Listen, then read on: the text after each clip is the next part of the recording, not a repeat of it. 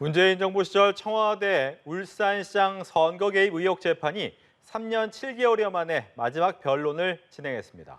검찰은 송철호 전 시장에 대해 징역 6년을 구형했는데요. 송 전 시장이 김기현 당시 시장 비리 수사를 청탁하며 범행을 주도했다고 봤습니다. 이화영 기자입니다.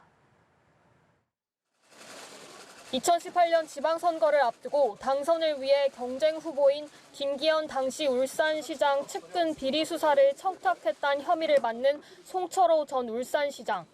공직선거법 위반 혐의로 송 전 시장을 재판에 넘긴 검찰은 양형범위 최상한인 징역 6년을 선고해달라고 재판부에 요청했습니다.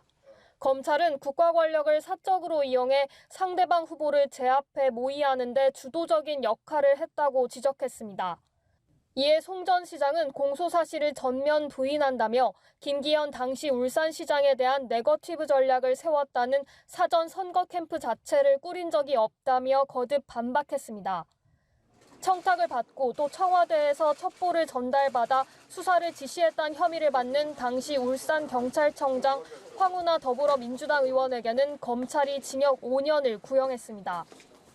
검찰은 고위공무원 신분인데도 특정 후보와 집단의 이익을 위해 수사권을 사적으로 남용했다고 밝혔습니다. 최후 진술에 나선 황 의원은 청탁 수사는 검찰의 억측뿐이고 거짓이라며 혐의를 부인했습니다. 이외에도 검찰은 일선에서 전략 수립을 주도했다는 송병기 전 울산시 경제부시장에게 징역 3년 6개월을, 관련 수사 첩보를 받고 청와대에서 하명 수사를 시작하게 했다는 의혹을 받는 백원우 전 청와대 민정비서관에게는 징역 3년을 구형했습니다. 문재인 정부 시절 청와대 관계자를 비롯해 현역 국회의원 등 피고인만 모두 15명에 이릅니다.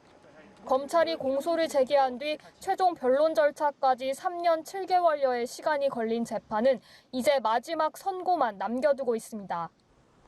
연합뉴스TV 이화영입니다.